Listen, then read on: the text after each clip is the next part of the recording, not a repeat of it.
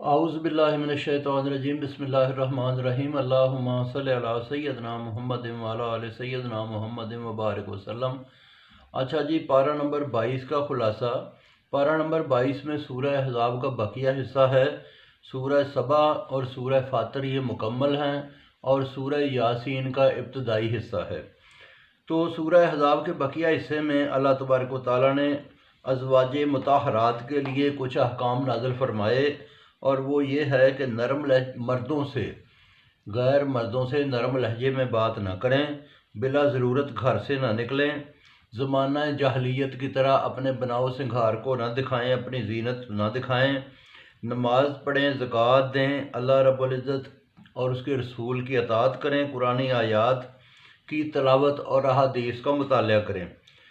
مسلمانوں کی اللہ تعالیٰ نے 10 صفات بیان فرمائیں کہ مسلمان جو مسلمان ہوتے ہیں وہ اہل ایمان ہوتے ہیں، دائمی اطاعت کرتے ہیں، صدق، صبر، خشوع، صدقہ، روزے، شرمگاہ کی حفاظت اور اللہ رب العزت کے ذکر کی کثرت کرتے ہیں۔ نکاح رسول کے بارے میں بیان ہے کہ حضرت زید جو نبی پاک صلی اللہ علیہ وآلہ وسلم کے منہ بولے بیٹے تھے، انہوں نے اپنی بیوی کو طلاق دی۔ اللہ تبارک و تعالیٰ نے نبی پاک کو کہا کہ اس کی عورت سے نکاح کریں۔ آپ نے نکاح کیا، لوگوں نے اعتراض کیا تو اللہ تعالیٰ نے قرآن مجید میں واضح فرمایا کہ منہ بولا بیٹا اصلی بیٹا نہیں ہوتا، اور پھر ساتھ یہ بھی کہا کہ نہیں ہے محمد باپ تمہارے مردوں میں سے کسی کا۔ یہ اس کے بعد نبی پاک صلی اللہ علیہ وآلہ وسلم کو فرمایا کہ خاتم النبیین ہیں، نبی پاک صلی اللہ علیہ وآلہ وسلم پہ درود و سلام پڑھنے کا حکم دیا کہ اللہ تبارک و تعالیٰ اور فرشتے بھی پڑھتے ہیں، اے ایمان والو تم بھی پڑھو۔ پھر آگے سورہ سبا شروع ہوتی ہے، اس میں اللہ تبارک و تعالیٰ کی توحید کا ذکر ہے کہ اللہ تعالیٰ نے سارا کچھ پیدا فرمایا اور جو کچھ ہوتا ہے وہ اس کے حکم سے ہوتا ہے، اس کے علم میں ہوتا ہے۔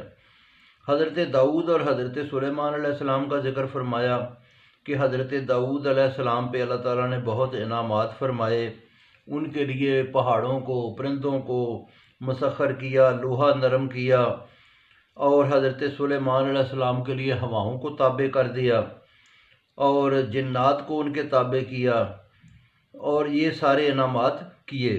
پھر حضرت سلیمان علیہ السلام کی موت کا واقعہ بیان فرمایا کہ وہ جنات سے کام لیتے تھے اور وہ ایک لاٹھی کے سہارے کھڑے تھے، اسی طرح روح قبض ہو گئی۔ لاٹھی جب گھن لگا اور لاٹھی ٹوٹی تو اس کے بعد جنات کو یہ پتہ چلا کہ یہ تو فوت ہوئے تھے اور یہ کھڑے تھے اور ہم ان سے ڈرتے ہوئے کام کرتے رہے۔